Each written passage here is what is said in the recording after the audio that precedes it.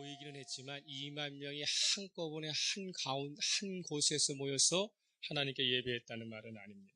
그래서 사도들을 통해서 그 그룹마다 가정마다 이렇게 모이게 되는데, 그 예루살렘 초대교회의 구성원이 얼마가 된다는 거예요? 2만 명이 넘어가고 있다는 뜻입니다.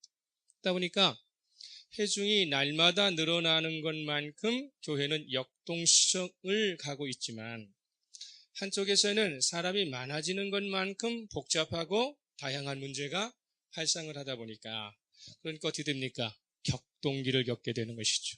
왜 그럴까요? 교회를 이전에 해본 적이 없잖아요. 12사도가 이전에 목회를 해본 적이 없잖아요. 그러다 보니까 어떻게 됩니까? 회원들은 자꾸 늘어나서 성장을 하는 가운데 속에서 변화가 되기는 하지만, 그러면서도 또 문제가 새롭게 자꾸 도출되어 가고 있는 것입니다. 이 큰 조직을 12명의 사도가 어떻게 이끌어갈 수 있을까? 염려스럽잖아요. 성령의 충만한 은혜로 똘똘 뭉친 이 공동체는 은사와 선김을 통해서 성령께서 주장하시는 가운데 속에 교회를 관리하도록, 교회를 이끌어가도록 그렇게 역사해 주고 있습니다. 지난주에 우리가 살펴보았듯이 자칫하면 교회가 어떻게 됩니까? 헬라파로, 히브리파로 쪼개지고 두동강 날 수도 있었던 그런 암초들이 곳곳에 이렇게 돌출해 있음에도 불구하고 어떻게 됩니까? 이 사도들과 교회 구성원들은, 교회의 정체성은, 잘 들으셔야 돼요. 교회의 정체성은 사회활동에서 주어지는, 밖으로부터 주어지는 존경이나 사회활동으로부터 칭찬받는, 그래서 얻어지는 권위에서가 아니라 무엇에 있다? 말씀과 기도에서 오는 영적 권위가 교회의 근간을 이루고 있다는 것을 모두가 인정하고 있었다는 것입니다. 구성원 모두가 민주적으로 참여하여 선출한 7집사들은 교회가 설립되던 초창기부터 회심한 모범적인 사람들이었어요. 이들은 성령의 인도하심을 따라서 매사 모범적인 신앙생활을 했을 뿐만 아니라 이 사람 모두는 주변으로부터 칭찬과 존경을 받던 인물입니다. 물론 야중에 7집사 가운데 니골라라고 하는 사람은 야중에는 변질이 되죠.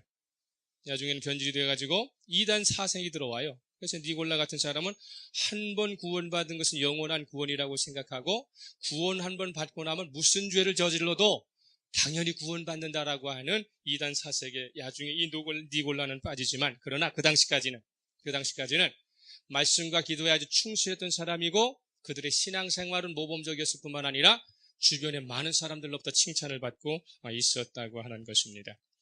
교회의 핵심적인 역할을 하시는 분이 겉으로 드러나고 있는 사도들이나 지도자들이 아니라 성령님이시라고 하는 것을 그들은 알았기 때문에, 성령께서 선물로 주신 섬기는 은사를 사람들 앞에 자랑하지 않았고, 언제나 낮은 자세로 감당할 영적으로 준비된 일꾼들이었기 때문에 그렇습니다.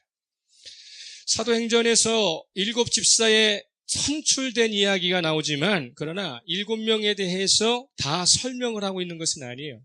특별히 2명에게만 특별한 지면을 할애하고 있는데, 그것은 누구냐면 스데반 집사와 빌립 집사 이야기입니다. 빌립 집사는 조금 뒤에 나오죠.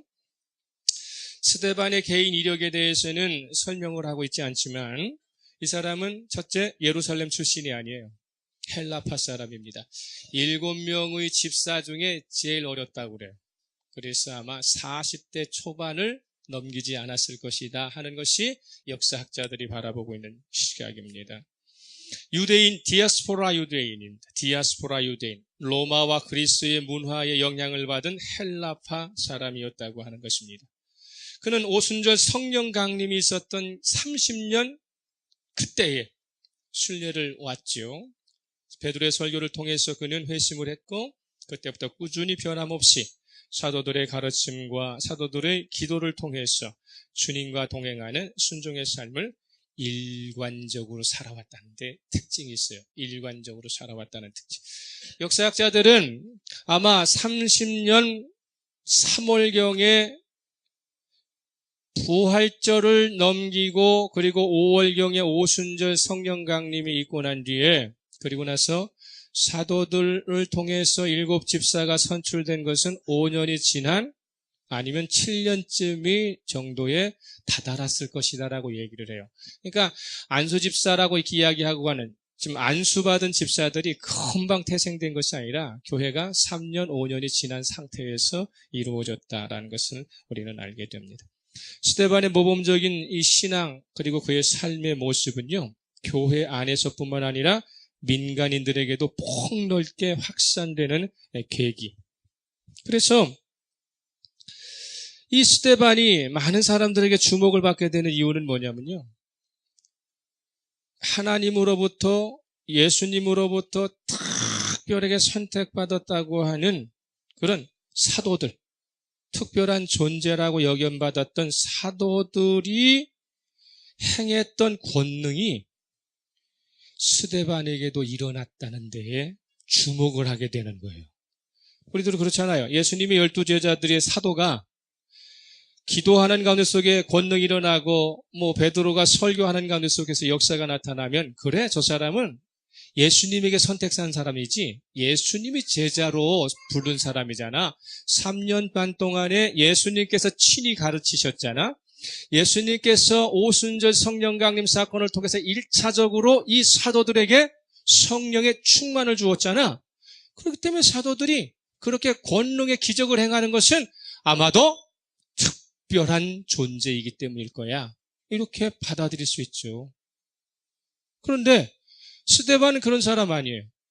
스데반은 물론 예루살렘에 순례를 왔다가 오순절 성령 강림 사건 속에서 베드로가 설교하는 가운데 속에서 깨달음이 왔고 그러한 가운데 속에서 교회의 구성 안으로 들어왔기 때문에 1차적인 특별한 존재가 아니라 2차적으로 어찌든가 사도들에게 교육받은 존재라고 하는 사실이죠.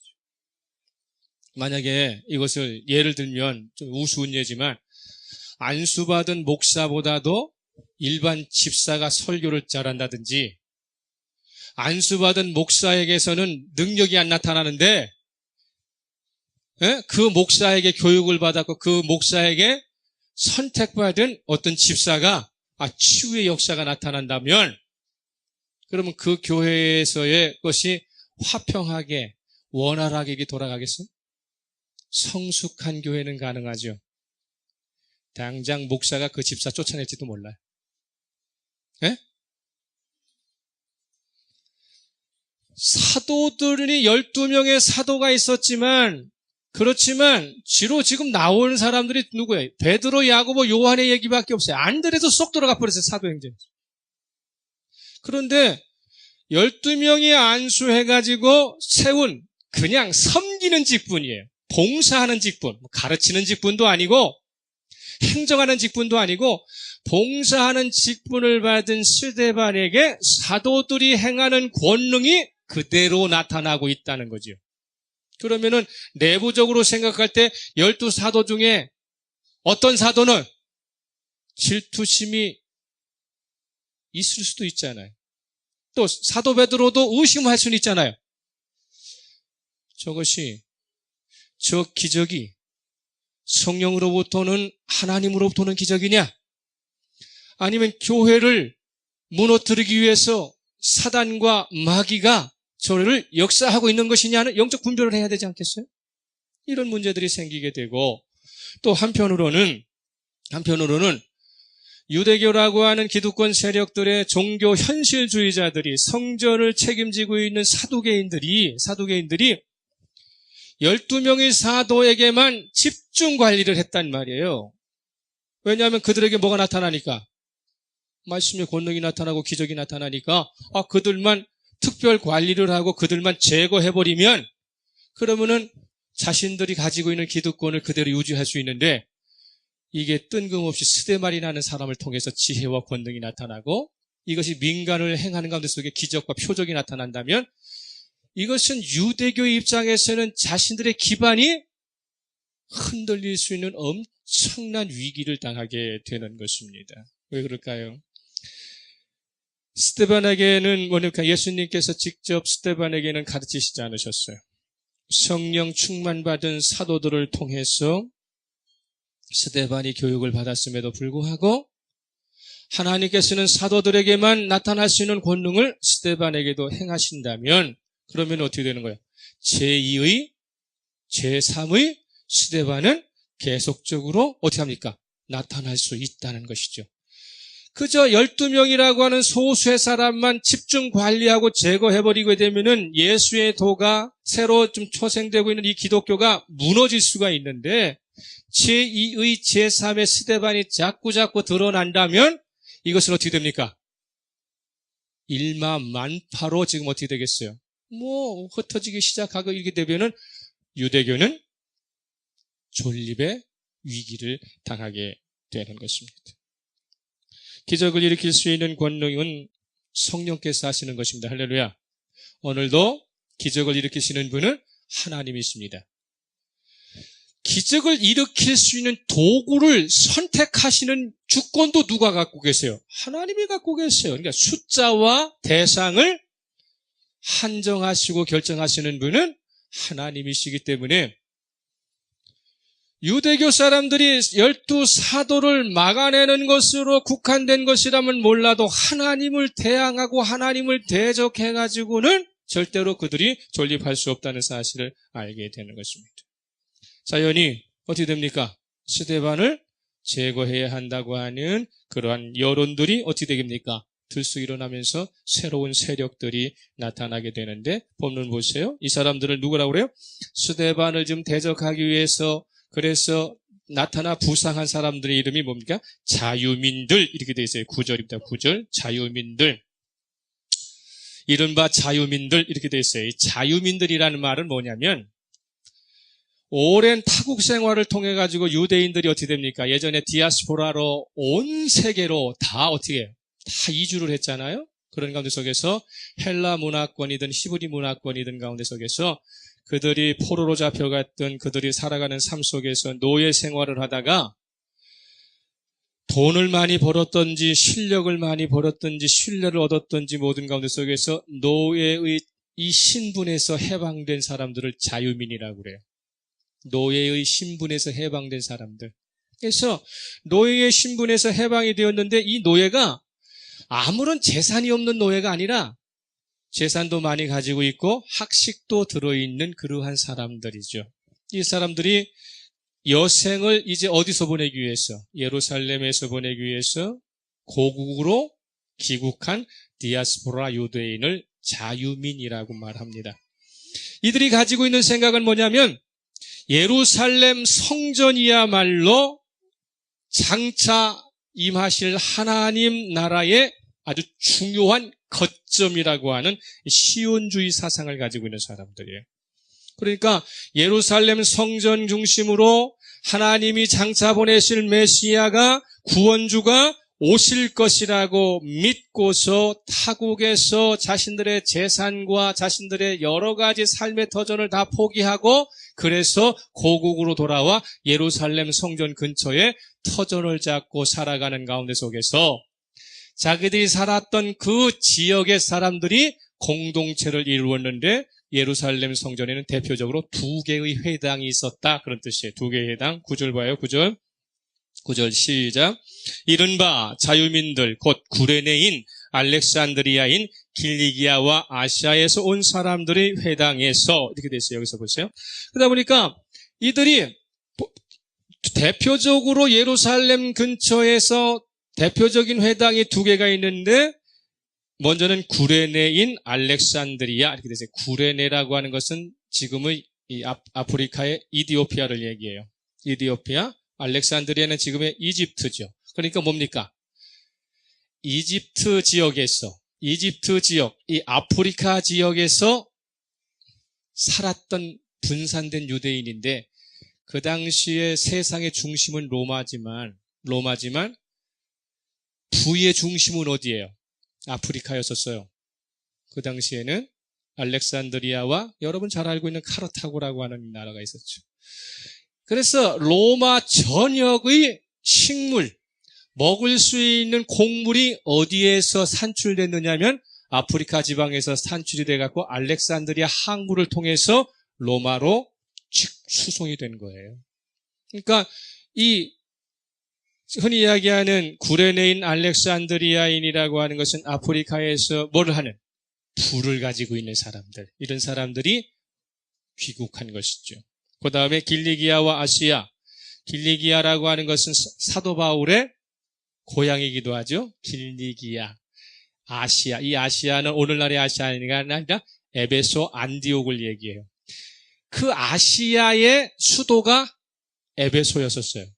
그래서 에베소서에 보게 되면은 가장 큰 무슨 신전이 있었다? 아데미 신전이 있었다라고 이야기하는 것처럼. 그 때문에 이 사람들이 길리기아와 그 다음에 아시아에서 거주했던 사람들이니까 그건 또 뭐예요?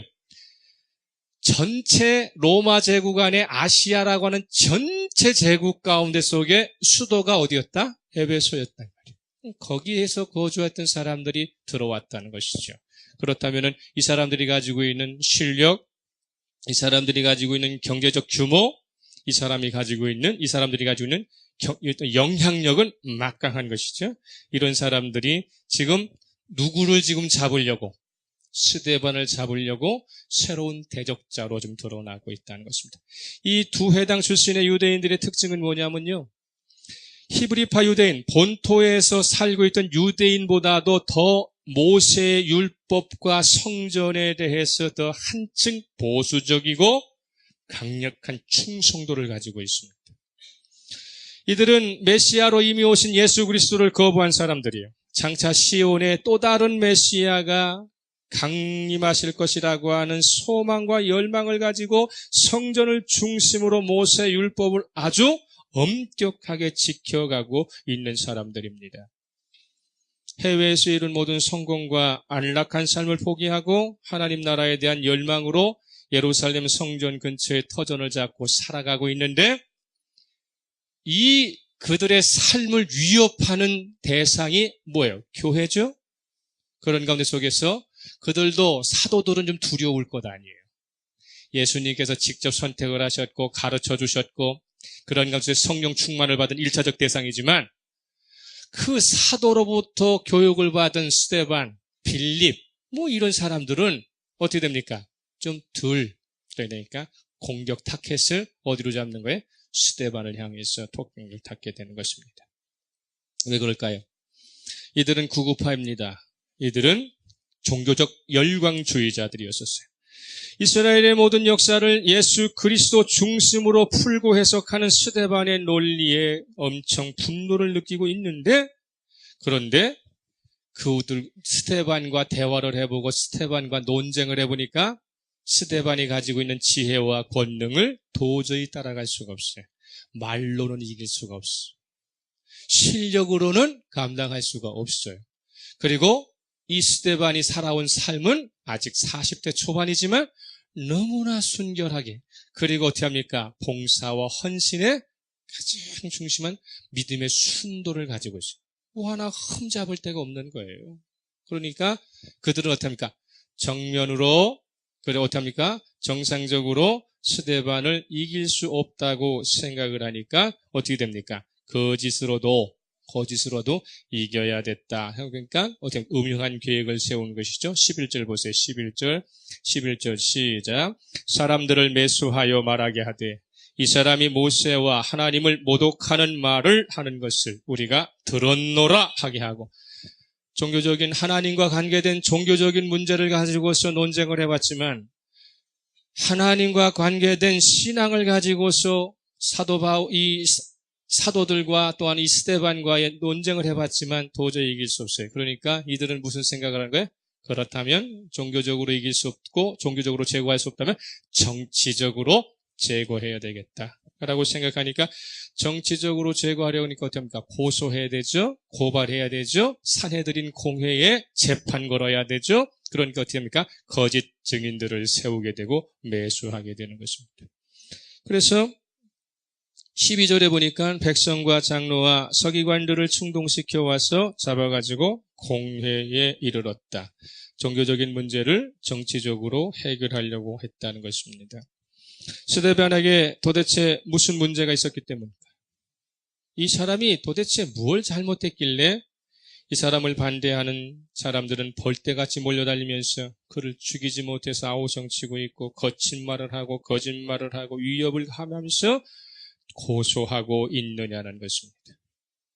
스데반은 예루살렘에 올라와서 근 4-5년 동안 사회적인 약자를 돕는 사람이었었어요. 은혜와 권능이 충만해서 많은 사람들에게 영적인 유익을 제공했던, 그야말로 자기 이름 제대로 내세우지 않고 낮은 자리에서 보이지 않는 음지에서 섬김의 삶을 살았던 사람이었습니다. 그런데 그를 대적하려고 하는 사람들은 벌떼같이 몰려들어서 그를 박해하고 그를 죽이려고 한다고 하는 것입니다. 오늘 우리는 여기에서 그리스도인의 정체성에 대해서 생각해야 한다는 것입니다. 도대체 예수 믿는 사람이 뭘 그렇게 잘못했기 때문에, 도대체 예수 믿는다고 하는 것이 도대체 무엇이기 때문에 보이지 않는 사단과 마귀의 세력들은 예수 믿는 사람의 삶을 발목 잡고 있느냐는 것입니다. 특별히 예수 믿는 사람이 조금 더 정직하고 조금 더 착실하게 살려고 하면 벌떼처럼 믿지 않는 사람들이 고소, 고발을 하고 발목 잡아가지고 그 사람의 성공을 어떻게 합니까? 추락시키려고 한다. 도대체 스데반은 이 초대교회 현 상황 속에서 뭘 잘못했길래, 뭘 밉보였길래 오로지 하나님을 향하여 헌신과 섬김을 살고 있는 이 사람에게 정치적으로 덫을 뒤집어 씌우고 고소와 고발장이 계속 지금 도달하고 있느냐는 것입니다. 예수 그리스도로부터 시작되어서 사도들에게 전해졌을 뿐만 아니라 스데반을 형성시킨 이 하나님 나라에 대한 복음은요, 유대교가 철옹성처럼 굳건하게 지키고 있던 기득권을 뒤집어 버릴 수 있는 그야말로 혁명과 같은 역동성을 가지고 있었기 때문에 그렇습니다. 그렇게 살아서는 안 된다는 거예요. 그렇게 살아서는 안 된다. 예수가 전해준 복음, 사도들에 의해서 가르쳐주준 복음, 그 복음의 내용에는 오늘 우리가 이렇게 살아서는 안 된다고 하는 기존의 기득권과 습관을 뒤집어버리는 무언가가 꿈틀거리는 것들이 있었다는 것입니다. 만약에 복음이 가지고 있는 속성이 기존 세계와의 관계에서 아무런 긴장관계도 형성하지 않아요.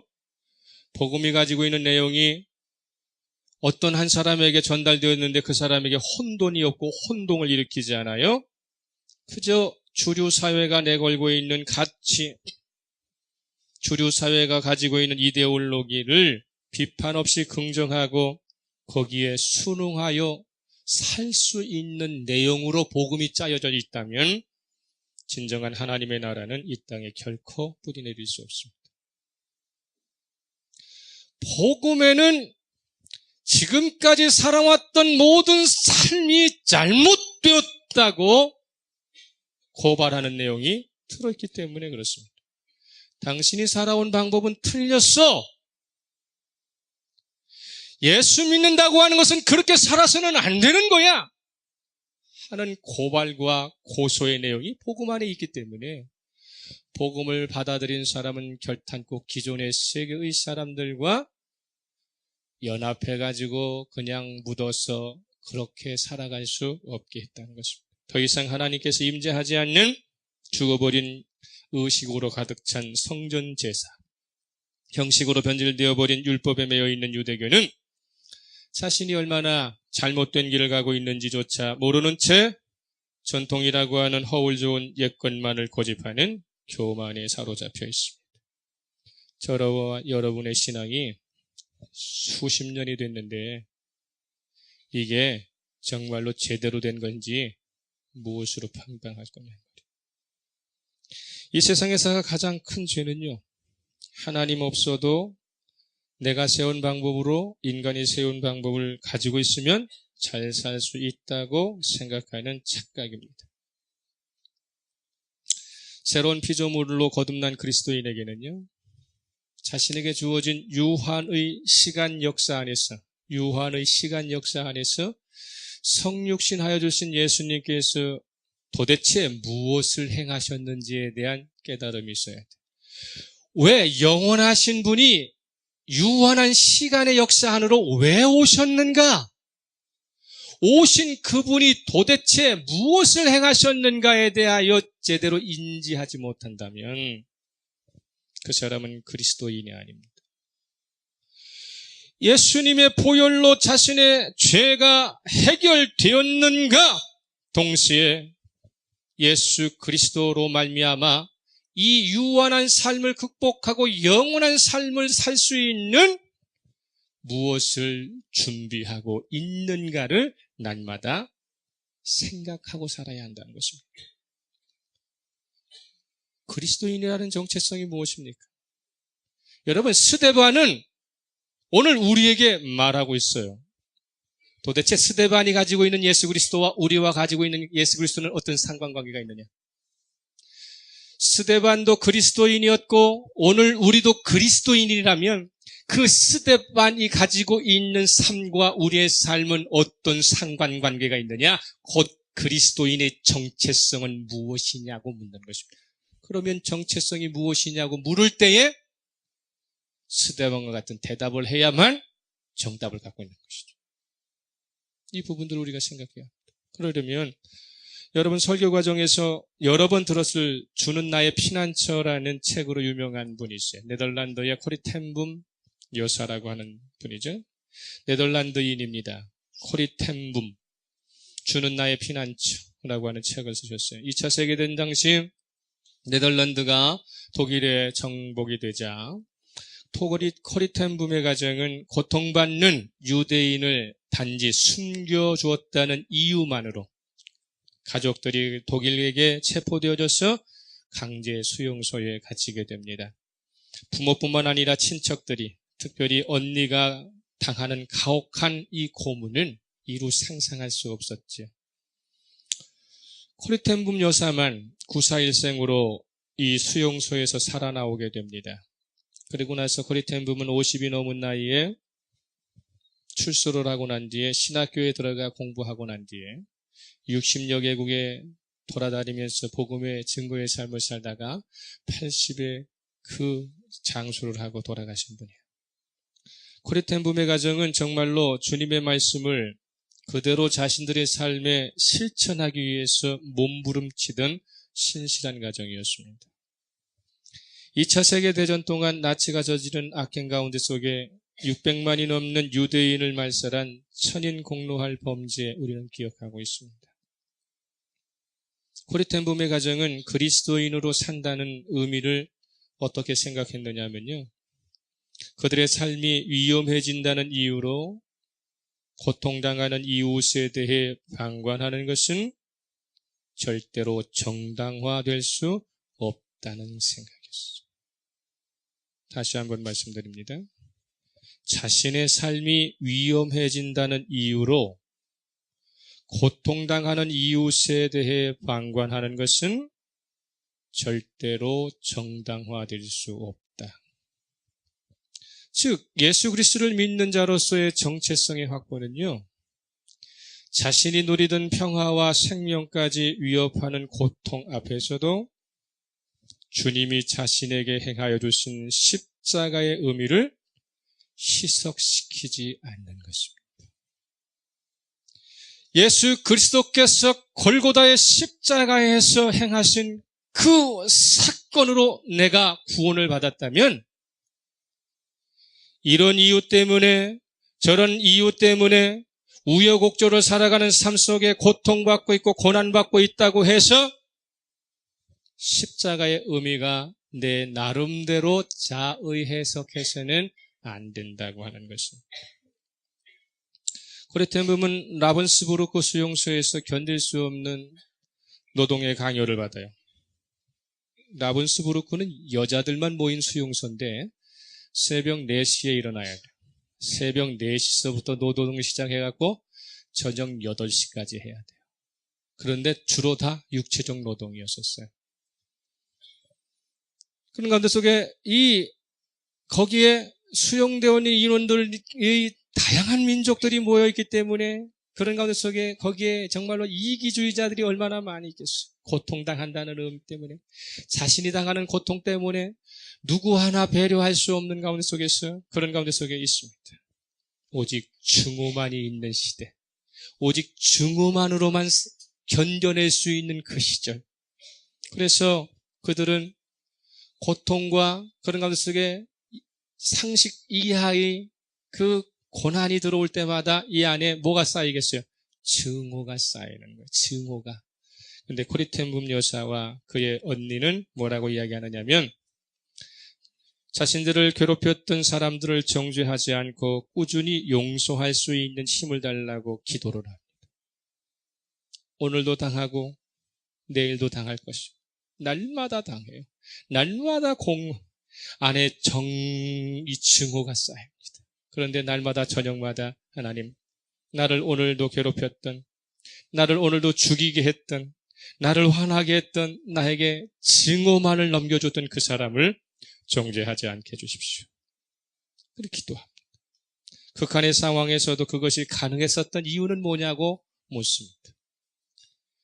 증오밖에 남지 않는 사회, 증오로밖에는 살 수 없는 그곳에서 증오하지 않고 그가 견뎌낼 수 있었던 이유는 자신의 인생 가운데 하나님께서 그의 손을 붙잡지 않고 계신 적은 한 번도 없었다는 거예요. 하나님께서 그의 인생 가운데 손을 붙잡지 않고 있었던 때는 한 번도 없었다. 증오의 현장에서도 하나님은 그녀의 손을 붙잡아 주셨다는 것입니다. 그녀는 한 걸음 더 나아가 자신의 인생에서 헤어나오지 못할 깊은 구덩이에 빠져본 적이 결탄코 없었다고 그래요. 그가 이야기해, 나는 내 인생에서 빠져나오지 못할 깊은 구덩이에 빠져본 적이 한 번도 없습니다.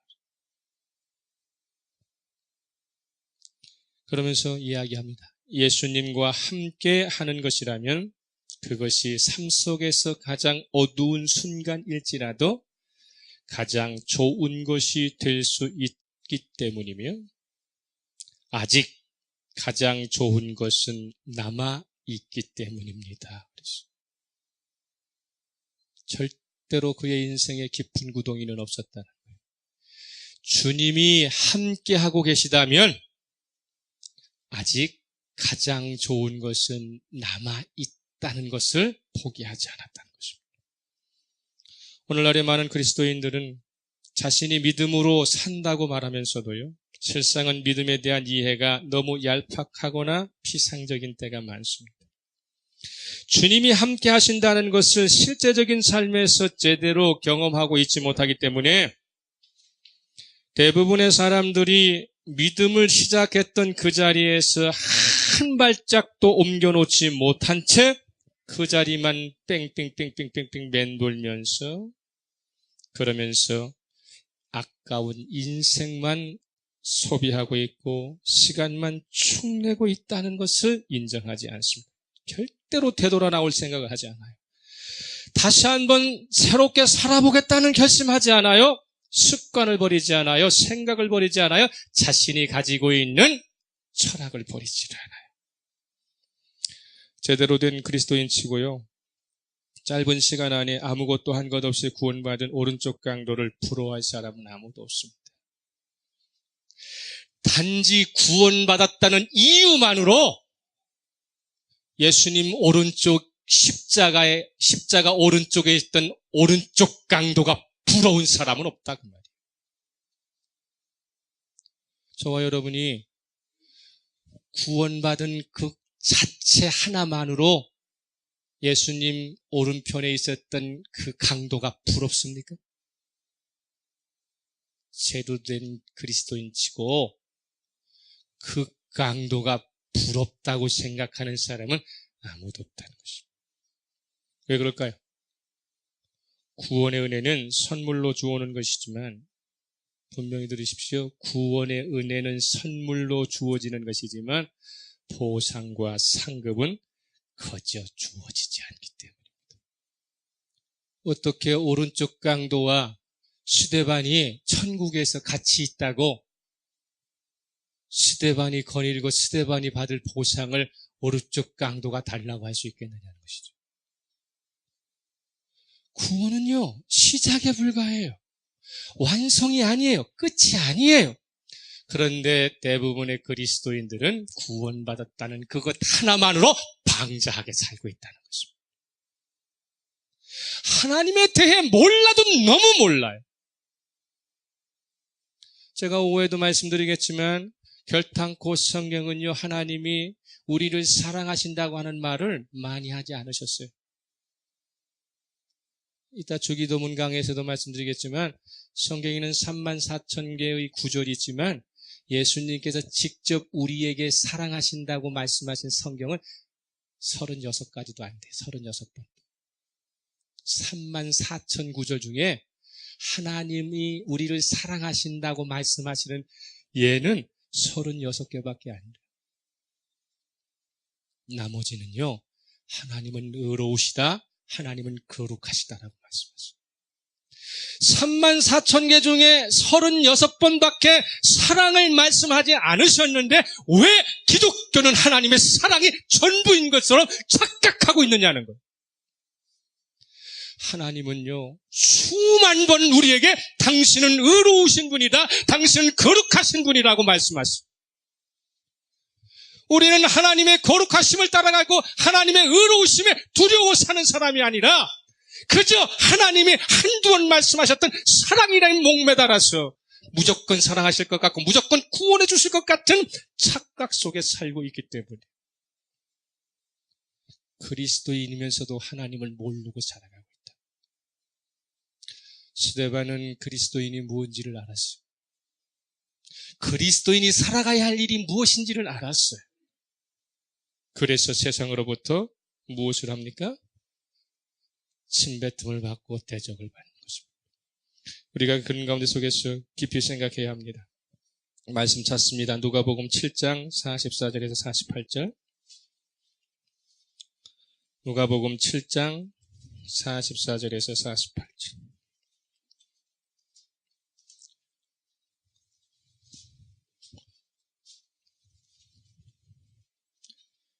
누가복음 7장 44절에서 48절까지 여러분 침착하게 또박또박 한 절씩 같이 읽습니다. 44절입니다. 시작. 그 여자를 돌아보시며 시몬에게 이르시되 이 여자를 보느냐? 내가 내 집에 들어올 때에 너는 내게 발 씻을 물도 주지 아니하였으되 이 여자는 눈물로 내 발을 적시고 그 머리털로 닦았으며 너는 내게 입 맞추지 아니하였으되 그는 내가 들어올 때부터 내 발에 입 맞추기를 그치지 아니하였으며 너는 내 머리에 감람유도 붓지 아니하였으되 그는 향유로 내 발에 부었느니라. 이러므로 내가 내게 말하노니 그의 많은 죄가 사하여졌도다. 이는 그의 사랑함이 많음이라. 사함을 받은 일이 적은 자는 적게 사하느니라. 이에 여자에게 이르시되 내 죄 사함을 받았느니라 하시니라. 시몬은 바리새인이었습니다. 시몬은 모세 오경을 목숨처럼 지켰던 사람. 일주일에 2번 금식하고요. 11조를 내는 데 있어서도 자신이 소득 번 것만 낸 게 아니라 시장에 가가지고 채소 장사가 채소를 사요. 그런데 채소 판 이 장사가 11조 안 될까봐 자신이 시장 가서 사온 채소값에서도 11조를 떼고요. 고깃간에 가서도 고기를 사면 이 고깃집 주인이 11조 안 뜰까봐 자신이 떼어요. 그런데 주님께서는 이 가정에 초대받으셨어요. 그런데 한 여인이 부정한 여인이 들어왔어요. 이 시몬은 예수를 정말로 사랑해서 그리고 예수님에게 회심을 해서 예수님을 초대한 게 아니에요. 자신의 의와 자신의 삶이 당신보다 낫다는 것을 보여주기 위해서 그래서 예수님 초대했어. 그런데 거기에 부정한 여인이 들어와서 예수님에 대해서 헌신을 하는 것을 봅니다. 47절입니다. 47절. 이러므로 내가 내게 말하노니 그의 많은 죄가 사하여졌도다. 할렐루야. 이는 그의 사랑함이 많음이라. 사함을 받은 일이 적은 자는 적게 사랑하느니라. 저희들이 하나님을 향하고 예수님을 향하는 것은요, 그분이 나를 위해서 십자가에서 행하신 사건이 얼마나 위대하신 것인가를 착각하기 때문에 그렇습니다. 영적인 성공과 영적인 성장을 이루기 위해서는 남보다 차원이 다른 순도가 정말로 높은 순종이 필수 불가결한 요청이라는 사실입니다. 그래서 성경은 순종은 뭐보다 낫다? 제사보다 낫다. 수만 번, 수천 번 예배 드리는 것이 중요하지 않습니다. 자기의 삶의 현장에서 남편과 아내 사이에, 부모와 자식 간에, 내가 살아가는 삶 속에 내가 그리스도인으로 살 때 무엇으로 인정받고 있느냐는 것입니다.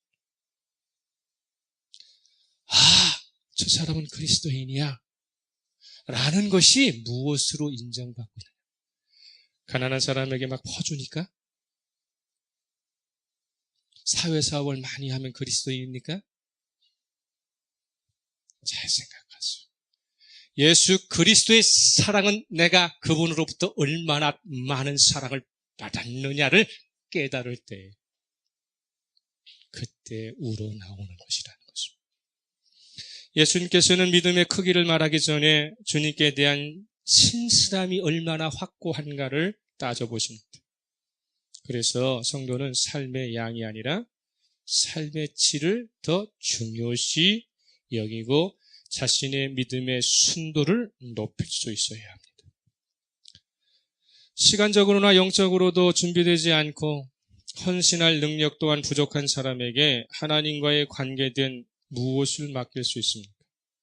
믿음의 질과 주님에 대한 확고함이 부족한 사람에게 세상을 쥐락펴락할 수 있는 귀하고 값진 보석과 같은 능력을 제공한다면 주인의 입장에서 얼마나 불안하겠어요. 우리도 속담했잖아요. 선머슴이 뭐하고 선무당이 뭐 잡는다고. 응? 내 안에 믿음이 제대로 자리 잡혀 있지 않고 내가 순종의 도가, 순종의 질이 떨어지는데 여기에다가 만약에 사람 생명을 살릴 수 있는 능력을 주신다고 한번 생각해 보세요. 내가 하나님을 사랑하는 그 사랑의 순도가 떨어지고 내가 예수에 대한 순종이 질이 떨어지는데 저에게 치유의 은사가 들어와 갖고 막 고질병이 고쳐진다면 하나님은 나에 대하여 얼마나 불안하시겠어요. 저에게 온 치유의 은사를 제대로 활용하겠어요? 나에게 준 고귀한 은사가 나를 멸망으로 인도하게 하는 그러한 장치가 되지는 않겠느냐고. 우리가 이 눈 똑바로 뜨고 봐야 할 그것입니다. 만약 내가 하나님의 능력을 갖고 살기를 원한다면, 내가 세상 속에서 하나님의 능력으로 세상에서 성공하고 싶다면 내 안에는 믿음의 순도가 절정을 이루어야 됩니다. 할렐루야. 그렇지 않다면 어린아이에게 귀한 보석을 맡길 수 있습니까? 아니, 우리 우주에게 10억이 넘는 반지 끼워줄 수 있어요? 한번 생각해 보세요. 믿음이 어리고 믿음이 연약하고 믿음이 유약한 사람에게 그 사람이 세상에서 호랑호령할 수 있는 권세를 주실 수 있겠느냐고요? 누구 좋으라고? 사단마귀 멸망의 곳으로 치닫게 하려고? 우리가 그것을 생각해야 합니다.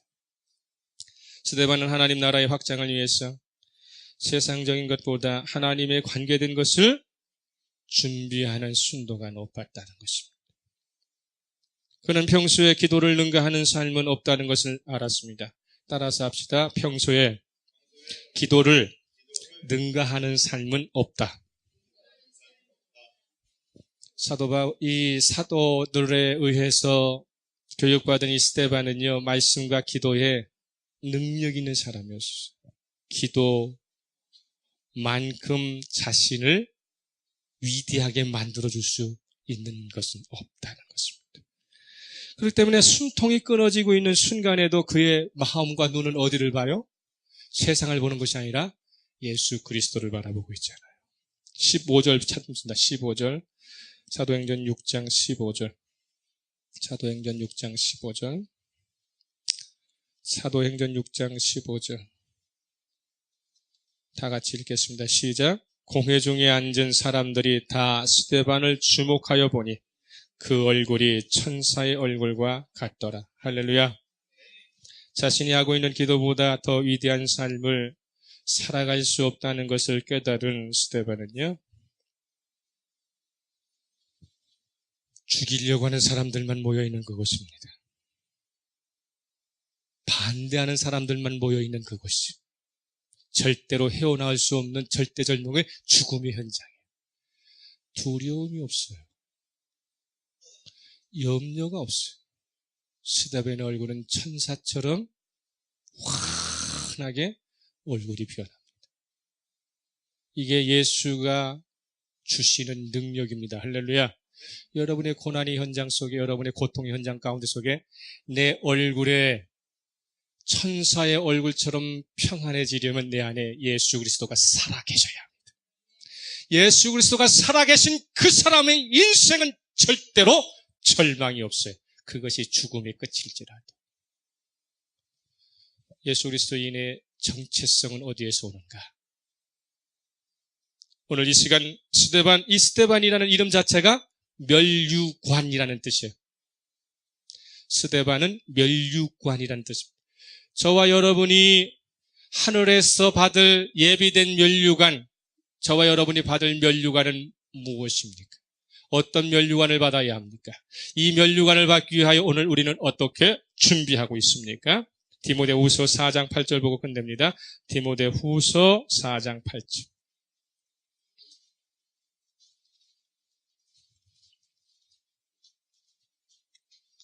디모데후서 4장 8절. 신약 페이지 346면 디모데후서 4장 8절 찾으셨으면 하면 다 같이 읽습니다. 시작. 이제 후로는 나를 위하여 의의 멸류관이 예비되었으므로 주 곧 의로우신 재판장이 그날에 내게 주실 것이며 내게만 아니라 주의 나타나심을 사모하는 모든 자에게도니라. 아멘. 주님이시면 됩니다. 주님이시면 됩니다. 저와 여러분이 주님이 계시다면, 그분만 따르면 그분은 우리에게 멸류관을 주실 것입니다. 스데반, 준비된 스데반 것처럼 믿음이 준비되고 말씀으로 준비되어졌어. 의의 멸류관, 그리고 주의 나타나심을 사모하는 모든 자에게 거저 주시는 그 상급을 우리가 받고, 그런 가운데 속에서 늘 세상 가운데 속에 천사의 얼굴의 평안함을 유지하시는 저와 여러분 되시기를 예수 그리스도 이름으로 축복합니다.